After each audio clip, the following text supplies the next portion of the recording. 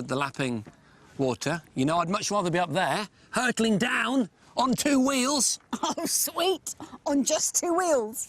Maybe with a frame. Yeah, that would help, wouldn't it? Some forks and a seat.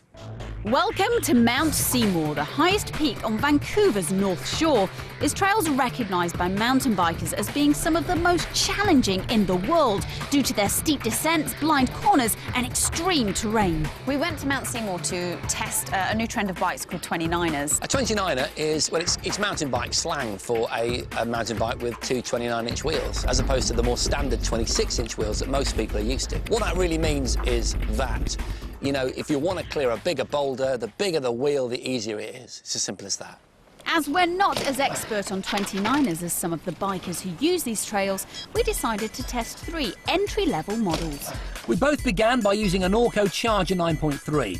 This is an attractively priced machine with good mechanical brakes and an alloy frame. So we started off, and it was the normal stuff of downhill mountain biking. So it was shale and big rocks and big steep turns. This was rocky country with huge boulders testing the bike's abilities to the max. This Norco feels really nice to ride. It has mechanical disc brakes, which are still giving me lots of stopping power, and believe me, on this terrain, I am needing every single bit of it. Let's get a feel for this Norco then. It feels like a big ride, this, you know? I'm feeling quite wide on the handlebars. My weight's maybe not as far back as I'd like. Didn't amaze me, but I was steady-ish enough on it. That was a little bit close. Then the middle section was just amazing. It was straight out of a mountain bike magazine. It was like a kind of, you know, wooden boulder theme park for bikes. It was a little bit of a scary moment. I was quite anxious hitting it, but then as soon as you got to the top and trailed down, it was absolutely amazing. But then there's a drop-off at the end. Polly, are you okay? Yeah, I'm still Hang on, in stay one there, everyone. piece. You seem okay. Hang on, let me just grab. Don't just in case you hurt your hips This is or how you anything. can ride a bike upside down. So that's really interesting because you came off here, look, Yeah. and this boulder. I went for the only rock in the ground at that point. Undeterred, we concluded our trial of the Norco, which, Polly's bruises aside, had provided an enjoyable introduction to riding on 3-inch larger wheels. Next up, we each had a Trek Mamba, the most expensive of our 3 entry-level 29ers. It uses better quality hydraulic brakes, rims and forks, so we had high expectations as we hit boulder country again. Trek are using the highest-end shock absorbers. They're using rock shocks, but to be quite honest, I'm still not feeling at one with this bike. I felt like I was very high up, and don't even get me started on the pedals. These pedals are an abomination. Any minute now, I've got this horrible feeling I'm going to embed one of them in my calf. The brakes were good, you know, it was light. I didn't feel strong on it, you know, I didn't feel connected to it.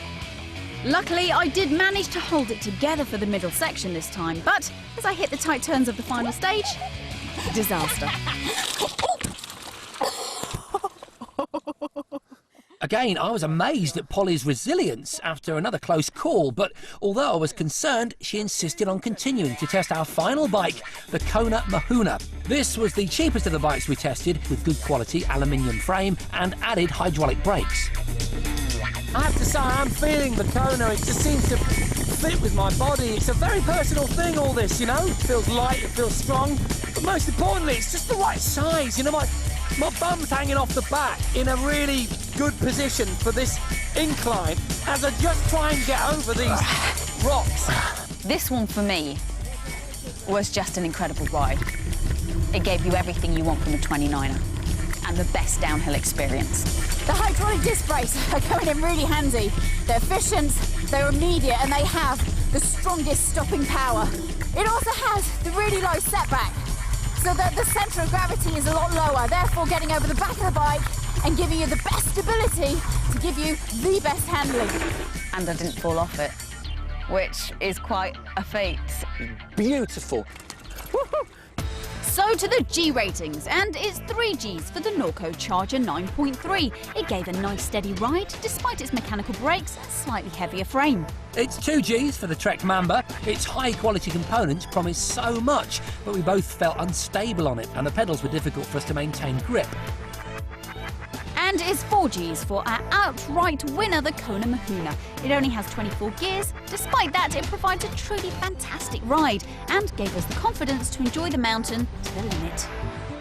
Afterwards, as Polly